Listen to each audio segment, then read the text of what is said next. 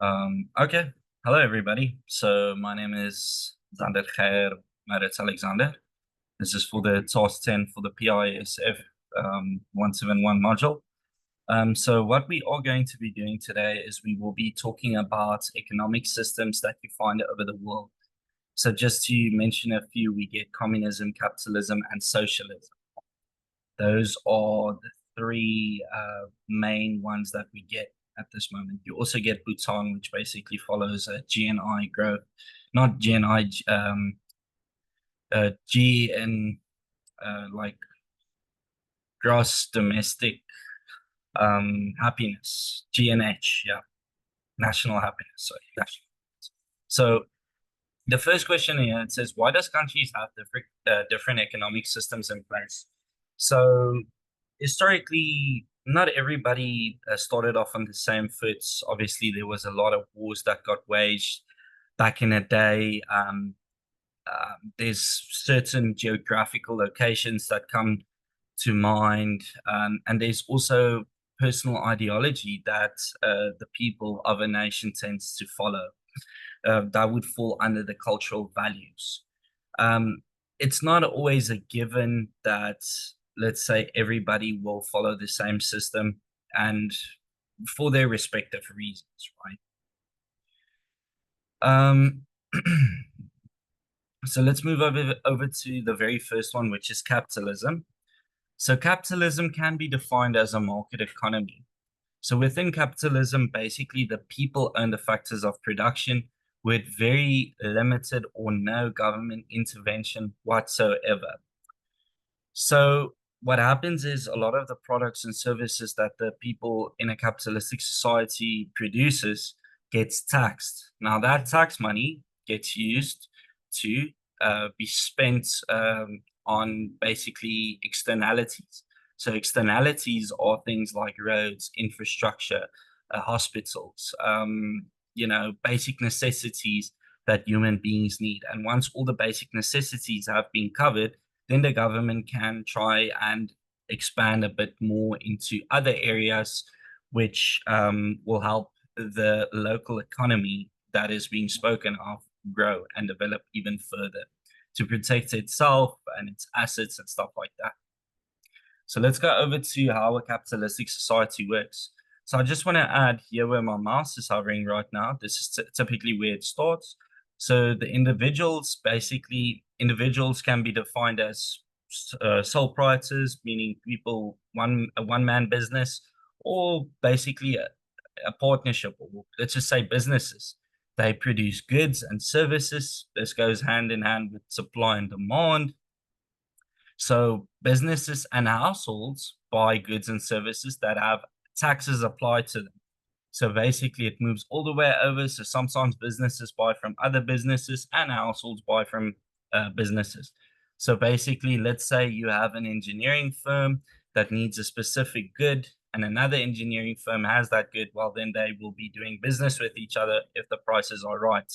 Households, well, we can think about very simple examples like people that go and buy goods and services, let's just say goods from Spar or Pick and Pay and Spar are businesses. So then it goes further down. So the companies that collect the funds from the goods and services, they that they sell, they pay over to the tax department. So this is also known as VAT, value added tax, as we know it in a socialist or capitalistic society. So normally it's 15% on all the goods and services that are being bought. So that tax money gets sent over to the government, which the government uses to further strengthen the economy. So this is typically how it works in a market economy. So let's go over to the next one, which is communism. So communism is basically a political ideology where the government that is being spoken about, they basically control all the factors of production. It's very common, uh, whereas in communist countries that people cannot own any land, or they can, but it might be very limited. Um, so also in very brutal forms of communism, such as the USSR, they would assign people to specific jobs, and there was no say for you as an individual what you would like to do. You were instead given a job, whether you like it or not. But by working this job, you earned basically the right to have a living in the country. So you get your food, you get your housing, you get electricity, you'll get pretty much everything. That's how a communistic society works. So let's quickly go over here in a circular graph, or let's say a flow chart. So let's quickly go over here. This is the very first one. So the government plans on where labor will go and they distribute it. Like I said, you don't really have much of a say of what you would like to do, or if you can, you are pretty much limited. So then you go over here. So the workers supply goods and services under their assigned roles.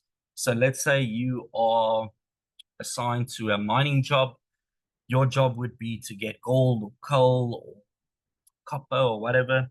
You basically dig and then you get it, you give it to the people that are in charge at the mine, and the people that are in charge at the mine basically gives it back to the government, and then the government basically they collect the goods and services and sell it off to foreign countries for money and supplies the local people with goods and services that they need. So basically, in a command economy or communistic society, money is still prevalent. It's not entirely taken away. The local people just are not supplied with money. So basically, whenever the businesses give the gold and the coal to the government says, okay, maybe they can use the gold to produce phones at another factory in the country, and then they sell those phones to a foreign country. Or they can even use the coal as a raw resource and sell it to countries that really want the coal for money. Or they could use some of the coal to create heating for the people. Let's go more into farming. So let's say they farm beetroots. Okay, so they'll take like 1/3 or 2/3 of the beetroot produce and give it to the local economy or the local people, and the remaining third would basically be sold off to foreign countries. So the government uses money earned and resources to strengthen the economy. So that's basically like how a communistic society works at this day and age.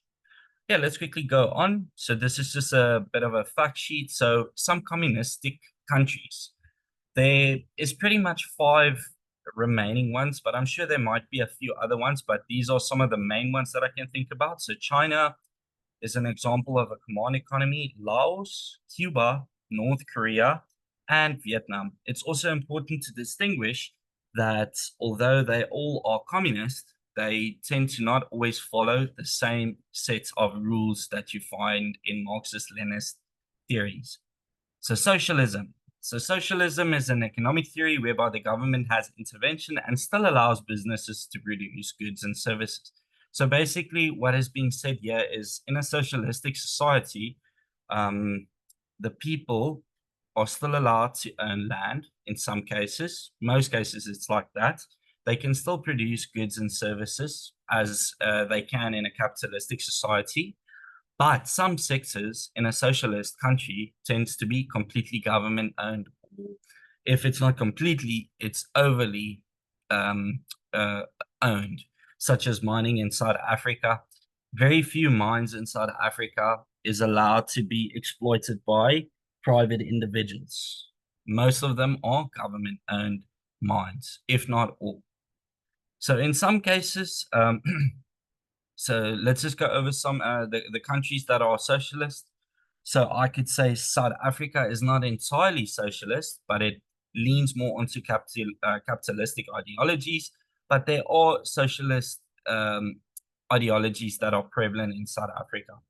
Cambodia is a socialist country, and Russia. Many other countries follow a socialist setting. So let's go over to the 9th slide. So can countries change their economic ideology?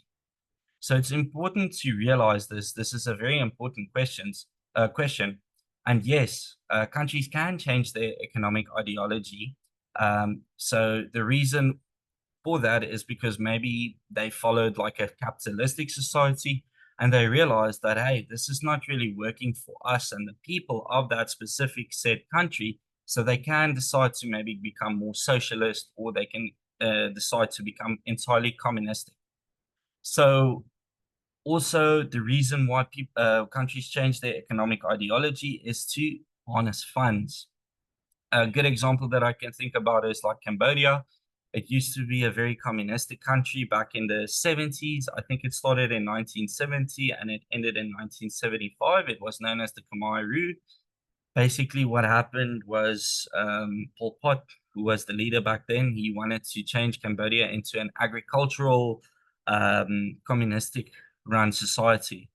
Now, the modern day government has realized that that's not really the way forward, and they have decided to amend some of their laws to make it a bit more business friendly. And today's Cambodia is experiencing 9 to 10% economic growth, which is tremendous. So, number 10. So, this is a question to you guys. So, in your country, what do you think is the best possible way forward in selecting an economic policy?